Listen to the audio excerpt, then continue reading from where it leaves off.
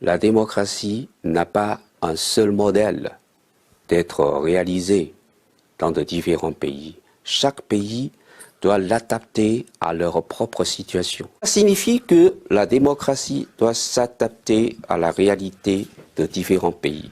S'il ne s'adapte pas, il ne peut pas réussir. Quel est le but de la démocratie? Le but de la démocratie, Pour le peuple et par le peuple. c'est le but, c'est le développement du pays, c'est l'amélioration de la vie du peuple. C'est le but de la démocratie. Sinon, à quoi ça sert? C'est pas à cause de la démocratie que vous développez. C'est après que vous êtes développé que vous avez la démocratie. Salam alaikum Azul et bonjour. Alors on a commencé, c'était une petite interview, enfin qui dure 3h30 que j'avais regardé de l'ambassadeur de Chine en France. Vraiment le gars hyper brillant. Si vous avez 3h30, allez sur le site Thinkerview là et vous verrez cette interview. Bref, donc ce passage, pourquoi je l'ai mis? Puisque moi pendant le Hirak, j'avais fait des vidéos où je parlais, où je disais que pas de révolution politique sans révolution économique, en parlant de l'Algérie.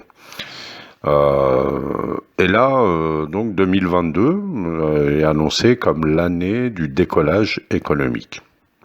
Alors, il y a par exemple ce journal qui est le Maghreb, c'est le quotidien de l'économie, c'est algérien.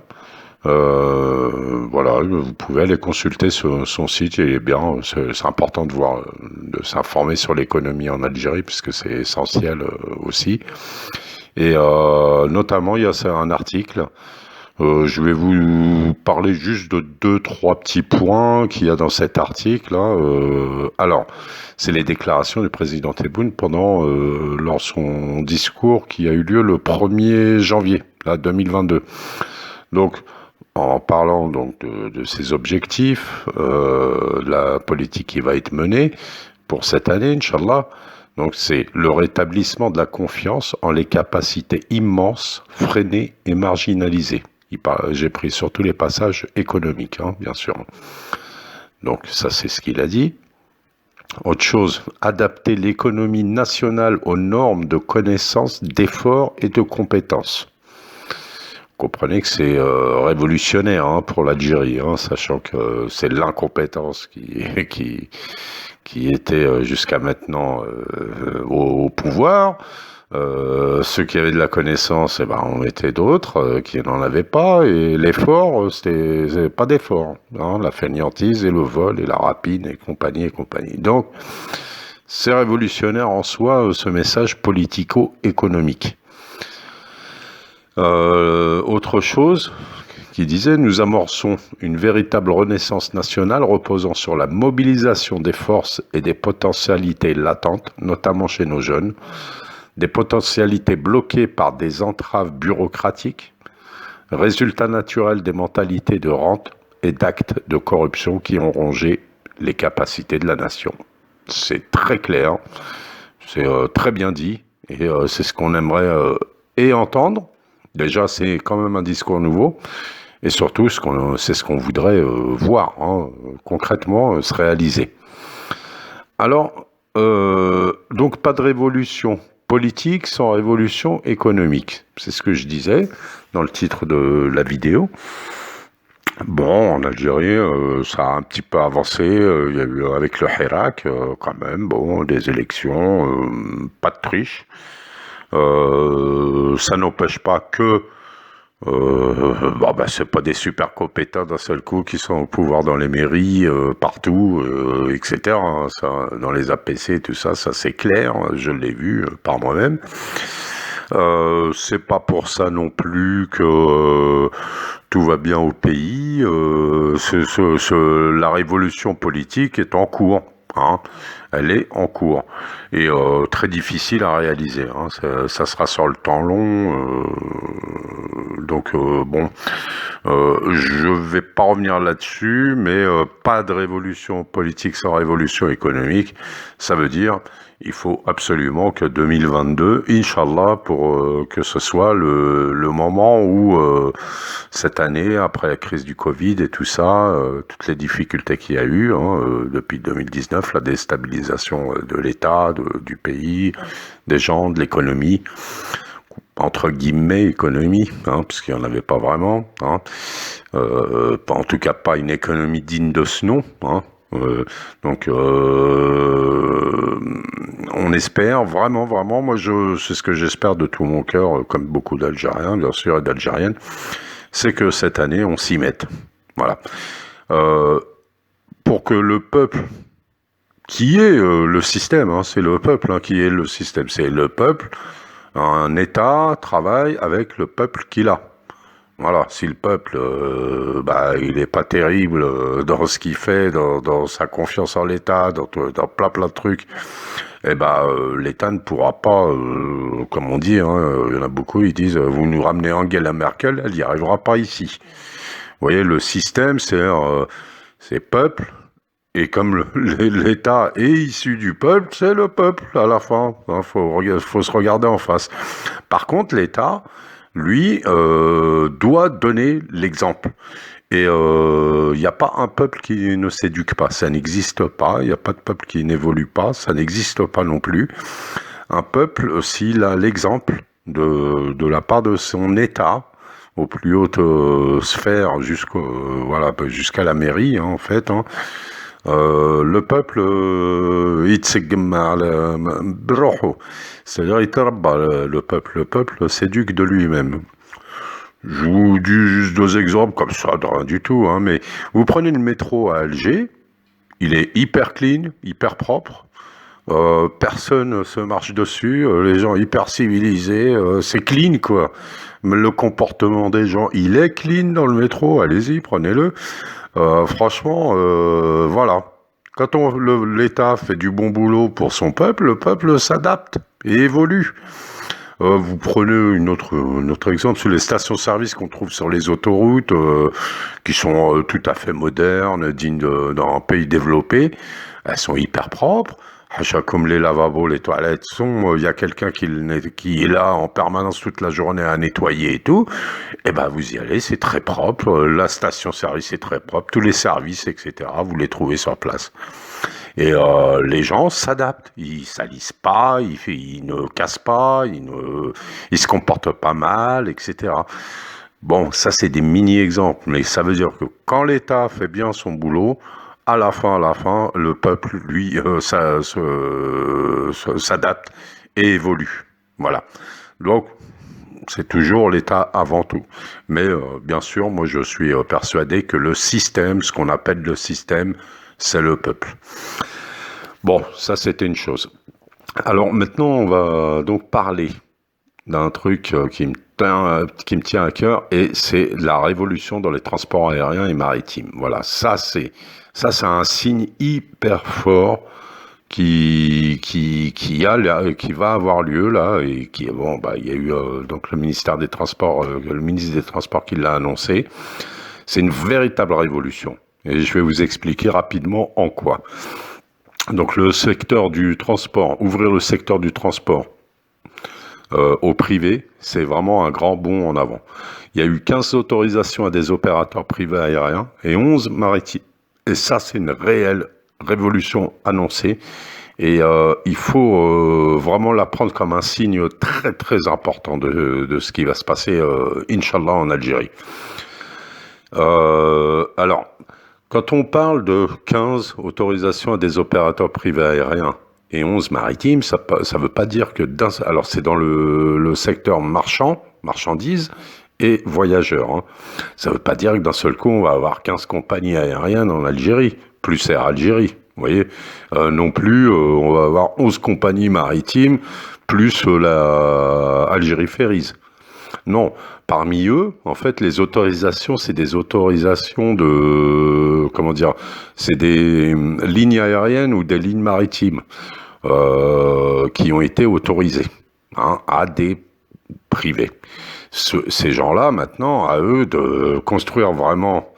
Par exemple, le gars, il a eu l'autorisation de vol, un vol ou je ne sais quoi, sur une ligne Paris-Oran, là, je dis une bêtise, à lui de mettre en place sa compagnie, etc., pour assurer ces autorisations qu'il a eues, ces de route aérienne.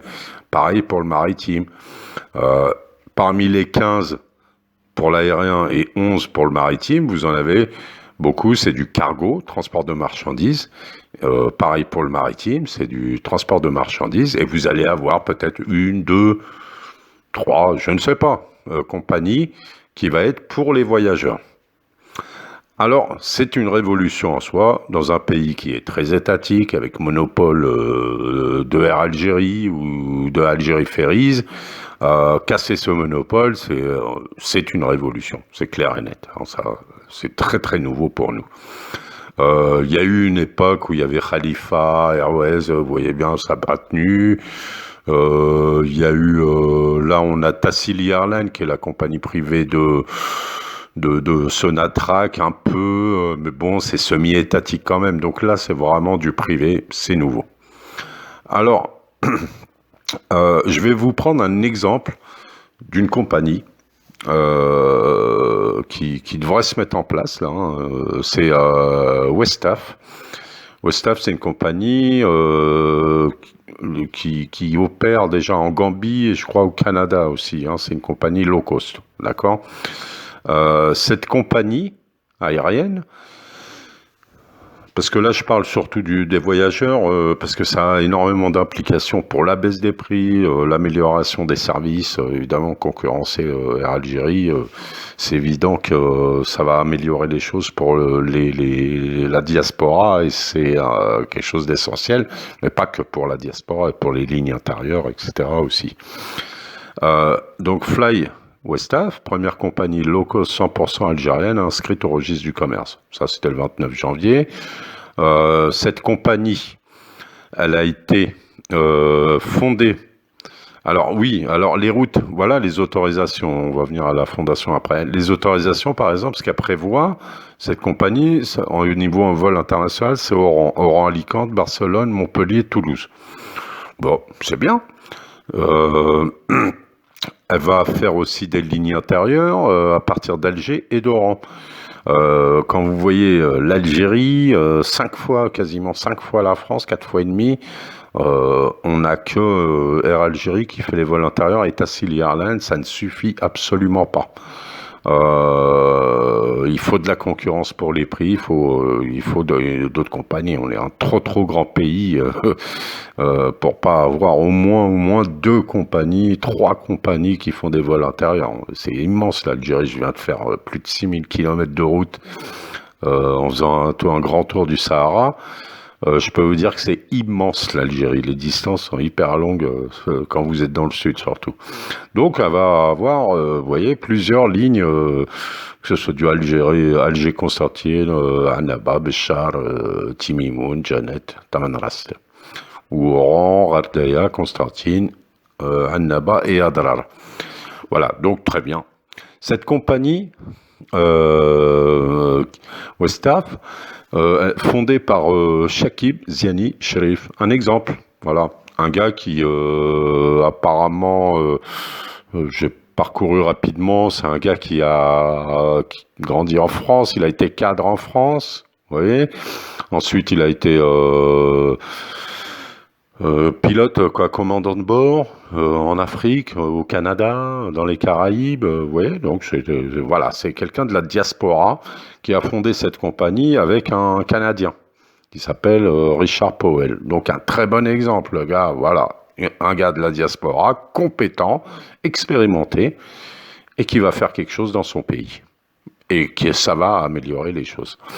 Alors, ce qu'il faut savoir, c'est que le transport, c'est vraiment, pourquoi je parle surtout de ça, c'est parce que le transport, dans l'économie d'un pays, c'est vraiment essentiel. Hein. Vous ne pouvez pas avoir d'échanges économiques, de dynamisme économique, si vous n'avez pas des routes partout, des camions partout, des transports partout. Vous ne pouvez pas avoir une économie développée sans transport. Et le fait que l'État va autoriser des privés dans le domaine de l'aérien, du maritime, ça va créer énormément d'emplois, énormément d'échanges de marchandises à l'exportation, énormément de transport de voyageurs, puisque les prix vont énormément baisser, et tant mieux pour tout le monde, hein, ça on le sait. Et aussi, ça va permettre... pardon, là j'avais plus en tête, mais enfin le transport aérien et maritime va permettre aussi beaucoup d'exportations à l'international, évidemment, et économiser énormément d'argent, parce que pour le moment, l'Algérie, je crois la facture de transport annuelle est de 12 milliards environ pour importer ces marchandises. Et les 12 milliards, ils passent dans les poches des étrangers, parce qu'on paye des étrangers, des compagnies étrangères pour nous ramener nos marchandises, vous voyez, autant que ça passe dans des compagnies algériennes. Voilà, donc c'est super. Le transport, si tu as un bon système de transport dans ton pays, et il est en cours, hein. Au niveau des routes, on est pas mal du tout pour un immense pays pareil. Il y a beaucoup de construction de routes, elles sont de très bonne qualité. Il y a beaucoup de boulot, hein, de toute façon, c'est un trop immense pays, donc il y a encore du boulot à faire, mais c'est déjà pas mal et ça avance très très bien. Ça, je peux vous le dire par expérience, parce que je voyage énormément. Le transport, c'est comme les veines, les artères du corps qui transportent le sang. Et le transport, c'est ce qui irrigue l'économie. Les marchandises circulent, sont livrées à droite, à gauche, aux quatre coins du pays. C'est ce qui permet les échanges. Et ça, c'est de tout temps. Avant, c'était les caravanes avec les dromadaires. Maintenant, c'est les transports modernes. Et c'est hyper important. C'est ce qui irrigue l'économie. Voilà, je voulais vous dire ça. Inch'Allah que 2022, on s'y mette. Que ceux qui sont à l'étranger viennent travailler en Algérie. Que ceux qui sont ici, Inch'Allah, petit à petit, vont reprendre le moral, la confiance pour s'y mettre. Inch'Allah que cet État se mette à bosser, donne l'exemple, et petit à petit on éliminera, il y a déjà des ministres, des corrompus, tout ça qui sont en prison, Inch'Allah que même ça ira à l'employé de mairie corrompu, parce qu'il faut que ça descende jusqu'au bout, comment dire, ces limites qu'il faut mettre aux gens qui font ce qu'ils veulent dès qu'ils ont un tout petit peu de pouvoir dans notre pays, de l'employé de mairie en haut, pour que les gens se mettent à croire un petit peu qu'il y a une évolution. Après, on a énormément de choses à régler, tout ça, je vais pas parler de tout, mais là, 2022, décollage économique, révolution économique, et cette révolution économique, Inch'Allah, elle peut se faire qu'avec tout le monde. Voilà. Maslama, à bientôt. Je vous illustre juste par deux images l'histoire d'irriguer l'économie par le transport avec l'image du corps. Allez, maslama. L'appareil cardiovasculaire assure le transport du sang riche en dioxygène et en nutriments à travers tout le corps humain. Ces trois types de vaisseaux composent un ensemble de 100 000 km de long à travers tout le corps.